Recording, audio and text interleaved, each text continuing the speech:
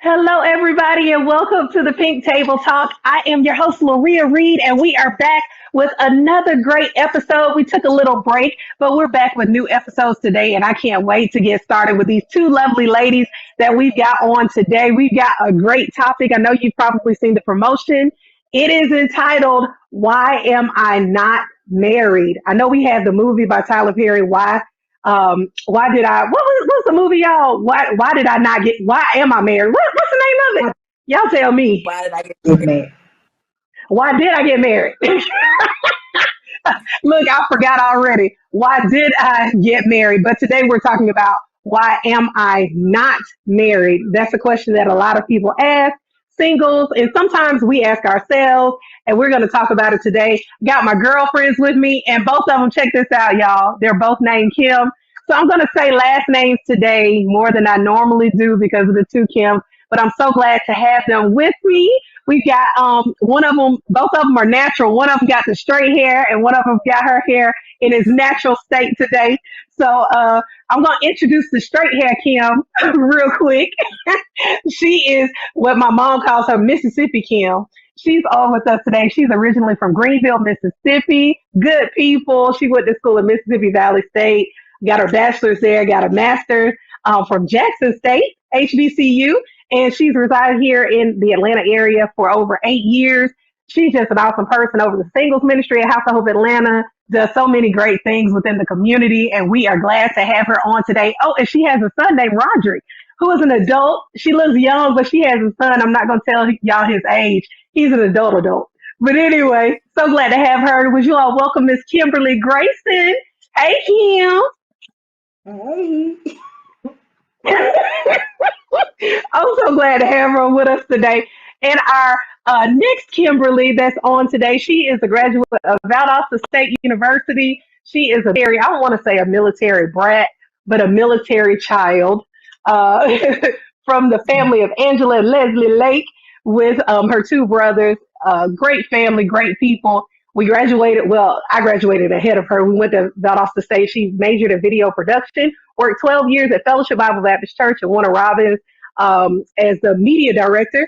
She just came out with her own documentary, you guys, entitled Segregated Sundays. You got to go check that out on YouTube. Phenomenal. These two ladies are phenomenal. But would you all please welcome Miss Kimberly Lake? So glad to have her with us today.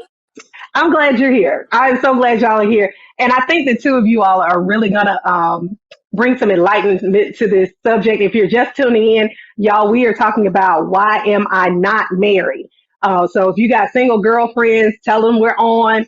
Shoot this to somebody you know because we're going to be talking about the whole bit. It's going to be good. So we are all single for various reasons. So I want to ask each one of you just a question. Why are you not married?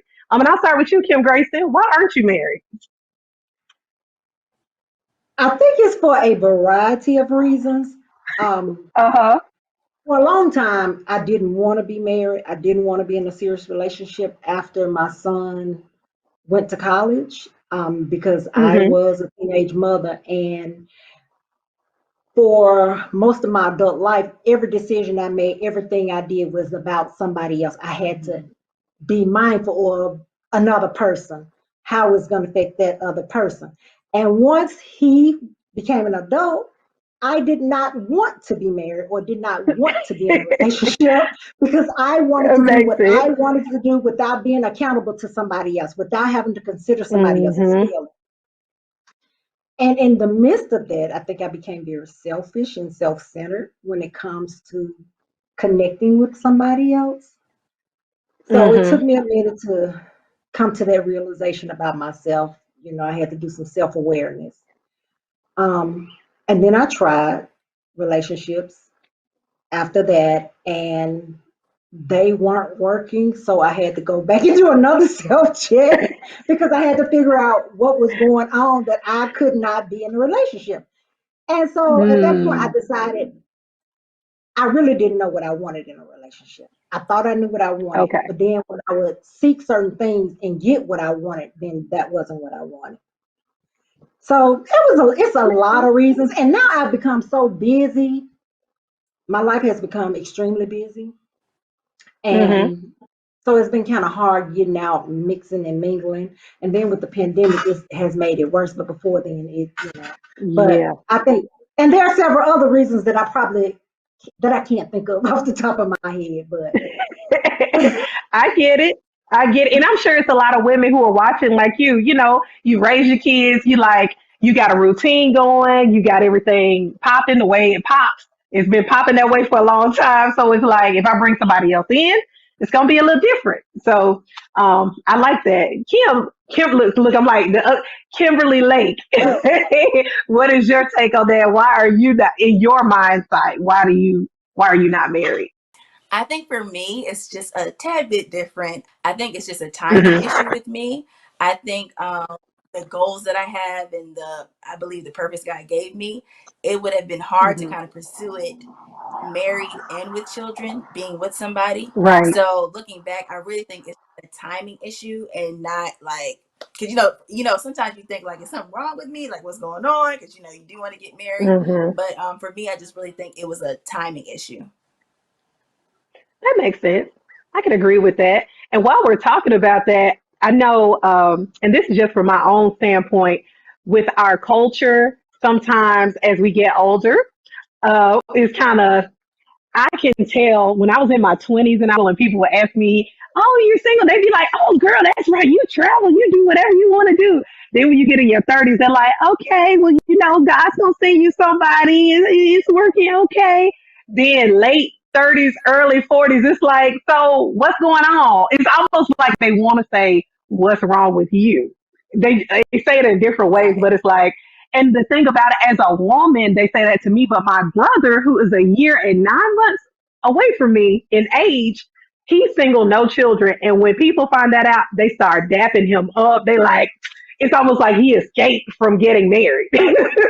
Everybody's cool with it. Nobody says anything to him.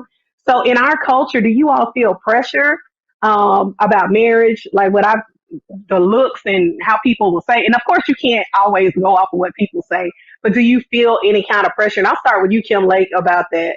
Do you feel any kind of culture pressure or family pressure? Yes, there's tons of pressure, like what you said. Look, to piggyback off what you said, there is a lot of pressure for women to be married because in our culture, our value is tied to a man or being married. So, like, it's like if you've been Hmm. chosen or picked, it's like your value is a lot. So, when you're not married, like, I can relate to that. Like, your late 20s, people are like, okay. Then you get 30s, people are like, okay, you're not married. And then, like, mid and 30s and up, it's like, okay, like, what's wrong with you kind of thing. So I really think that Hmm. our culture pressures us and tells us as women that we need to be married, and that's like the ultimate goal, and that's where our true value Right. lies. So I think it's very, very true. Very sad, but very true. It is. It really is. What about you, Kimberly Grayson? What do you feel about that? How do you feel any pressure, or you just like whatever? well, I used to feel pressure um, because, like both of you said, the culture is that, especially in church, it's like if you're not married, something is wrong with you. Or, and then every married, well, not every, but all the married women think you want their husbands. Right. And so that's a different type of, because if I don't get married, I'm gonna be known as the church slut, or you know, you're laughing, but I'm very serious. You know I know you're it. serious. I know you're serious. So I used to feel that pressure, but now I'm at a point where if I'm comfortable with who I am, would I like to get married one day? Of course, but if I don't, I'll be okay. You know, I'm good if Right. I don't. If you Hmm. got a problem with me being single, that's your problem, not mine. Right. So I've gotten to the point that I don't let it bother me anymore.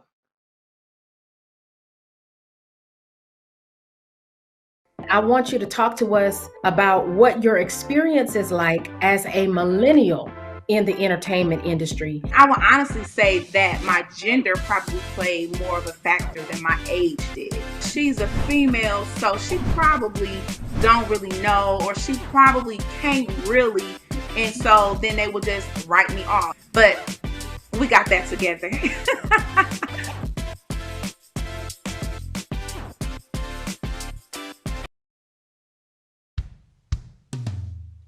Hey world, I have a quick message. It's about safe driving. All right, let's go. Anytime you're driving, have the seatbelt buckled tight, both hands on the wheel and your phone out of sight. When not in your hand trying to text somebody back, because if you do, your car might get smacked. The moral of the story, just put your phone down. The people on the road will stay safe and sound. Put your phone down, put your phone down. People on the road will stay safe and sound. Yeah.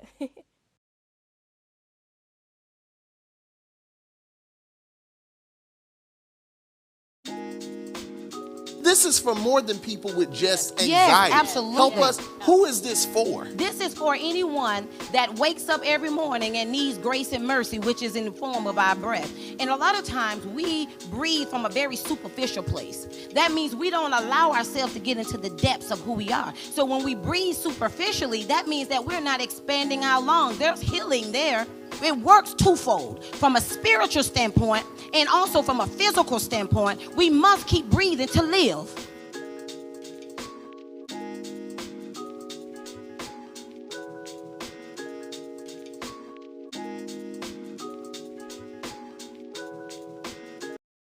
And it's funny you brought up the church because I was just thinking, and I just read this post where they were talking about singles in the church. She posted how she felt like in the church in general, not in specific churches, but in general, they teach us to be wives, but they never talk to the men about being husbands. So we always hear, women, you got to be a good wife. You got to have yourself ready for the right man. You need to make sure that you're good. But we don't hear that about men like brothers. You may not have had a father in your life, or nobody talks to them the way they talk to us. Is that just me, or is that y'all? Kim Lake, what do you feel about that? Oh, whichever one.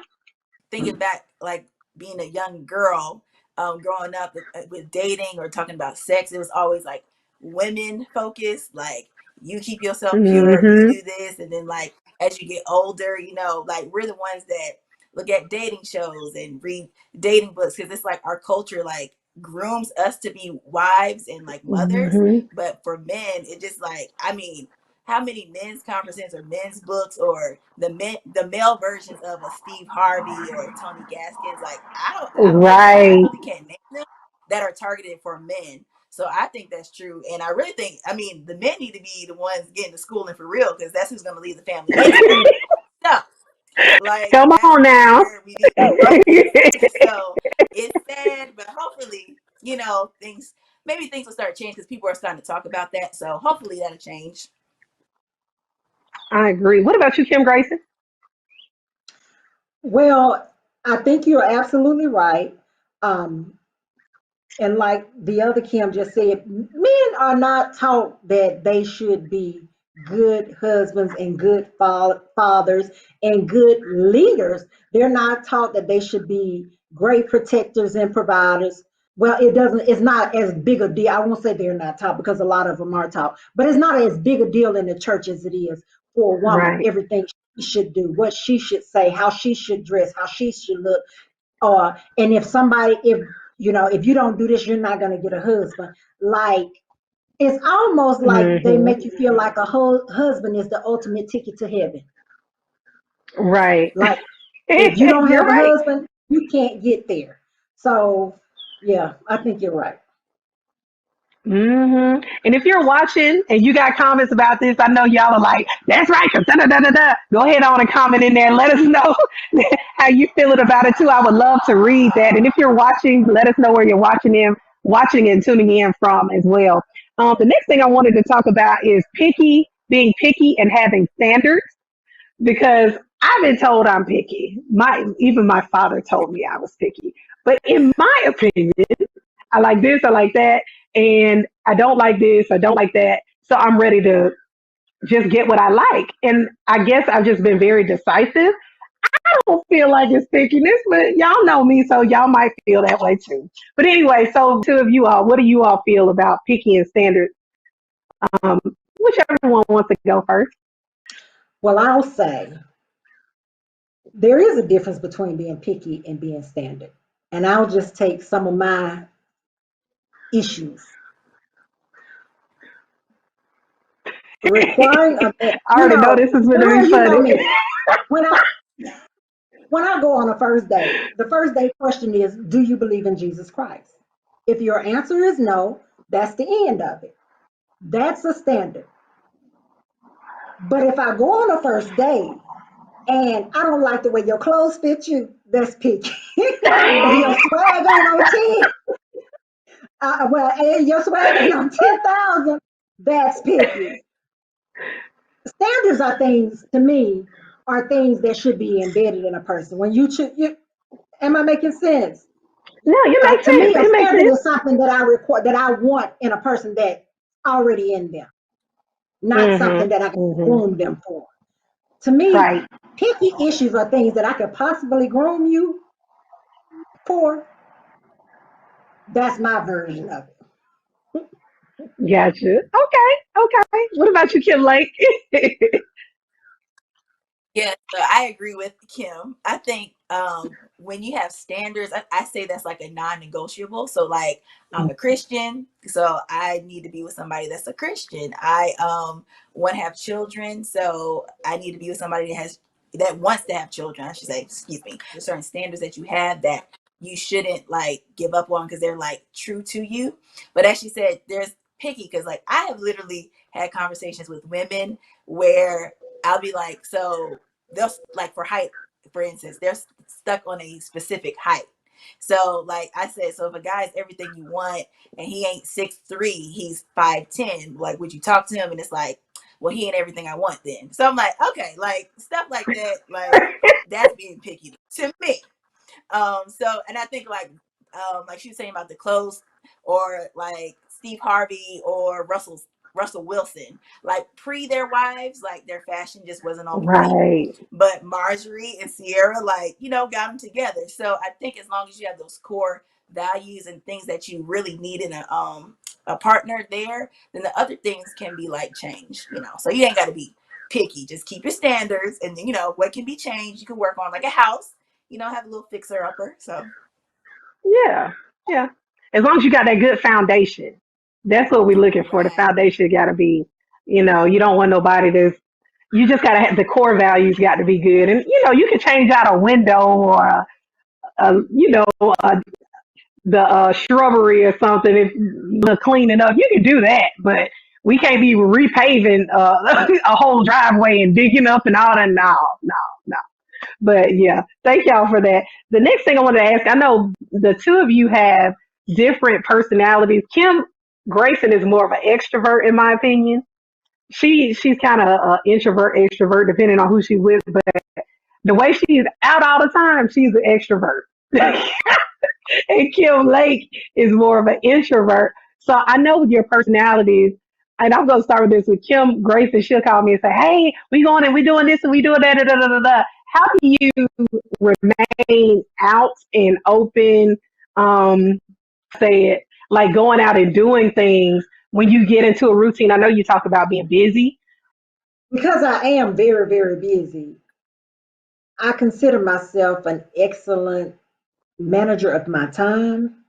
So, just being transparent, I schedule it in my calendar. Even like getting out by myself, going places to have dinner, just to sit at the bar, at the sports bar, at the bar and see, I put it on my calendar because if it's not on my calendar, it won't happen. So even when I'm hanging out with friends, whatever the schedule is, I have to put it on my calendar so that, and if it's on there, I'm gonna do it. And sometimes I've been known to have to force myself to get out because my day starts at 5 a.m. and by 7 p.m. I've been running since 5 a.m. You really want me to take a shower and put on clothes and look Right. decent and wear, but it's like this is what you have to do, in order to be sociable. So that, and living alone also, you don't want to be in the house by yourself all the time because then you start talking to people that are not there. So, but basically, I put it on my calendar. I just put it on my calendar. I got you. Makes sense. A lot of sense. I need to start doing that. Just putting it on the calendar. What about you, Kim? I know with you being an introvert, how do you? And we have a lot of people who might be watching now, and it's like, I don't want to go out. I don't want to meet nobody, but I do want to be married. I do want to date somebody. I do want to do something. Is there something that you do to kind of combat that with your personality? Yes. Well, look, I'm gonna talk to my introverts out there. You know, when you're an introvert, people like to make you feel like something is wrong with you. But there's nothing wrong with you. That's just your personality, how God made you. So like you should work with the strength of your introvertness, if that's a word. So we thrive one-on-one in intimate and small group settings. So like when I moved, for instance, to Nashville, I did not know anybody in Nashville. I downloaded an app called Meetup, and on Meetup there is like anything you have an interest in, there's like a group for it. So whatever I was interested in, from books to restaurants to outdoor things, like I looked up those small groups. You know, it might be coffee shops, small group settings, small groups, anything that's small or intimate, we're just more comfortable in, and it doesn't drain us. With that, and also online dating. I mean, now we're in the social media age. Like Steve, look, I keep quote saying Steve Harvey, but he be talking all the time. So Steve Harvey talks about, you know, you can just put up a profile and guys will come to your message you or DM you or try to call you. And that's true. Like you can literally throw up a profile and you'll get interaction that way. So I think looking at small group activities and things that are online with your interests, because when we're interested in something, that's when we come out the most. So I think looking at those two Mm-hmm. things will help you being an introvert. Well, it sounds like we got us two dating coaches on here today, y'all. They told us how to get. If you want to go out, follow Kim Grayson. You want to be an introvert. Look, y'all need to start a little business. You'll get everybody popping, on and popping. But I'm so grateful that you all were able to come. Anything that you want to say to anybody that's single, any single female?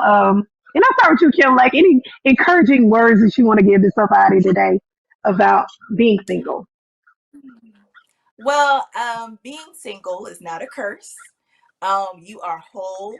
You are a complete person on your own. So being with somebody doesn't add value to you. You are born with that value. You have it. Can't any nothing can take it away. So just continue to Mhm. live your life, find your purpose, work on yourself. And I believe when it's the right time, you know, you'll cross paths with who you want to be with, and who you desire to be with, if that's what you want to do. And if you want to stay single, that's cool too. You know, we all have different paths. So just find your path, live it, and just trust God to do the rest. Amen. Amen. What about you, Kim Grayson? Well, I will say, always, always, always remember, no matter who you meet, who they are, where you meet them, you are enough for every situation. You are enough to be a wife. You are enough to be a girlfriend. You are enough to do whatever, go wherever, and accomplish whatever you want. So don't allow other people in their circumstances to determine who you are and where you're going. Don't settle because you're enough to get whatever it is you want. Do not settle just because you don't want to be alone. And that's Wow, that's good. She said, and that's that on that. Very good. I love it. I love it. I love it. But thank you guys for both being on the pink table. Y'all have to really come back for real because I feel like we kind of scratched the surface, but we really didn't dig in there where we really, really, really, But we'll do that at another time. But Kim Grayson, thank you for being on. Kim Lake, thank you both for coming. I appreciate it. Make sure that you share this video with your friend. They just spit some good wisdom to us, ladies. All right. Love you guys. Thank y'all for being here, and we'll see you all right. Bye. Thank you. next time. Bye.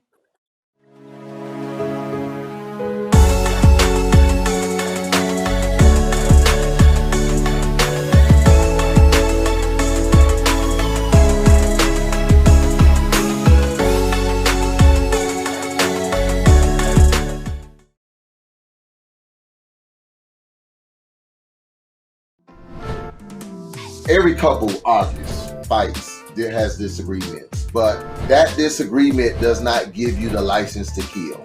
Let's be real. We're angry for so long about something, whatever it is, and we're just waiting on that moment to be able to pull it out and shoot. When you know your spouse so well, you know where the kill shot is.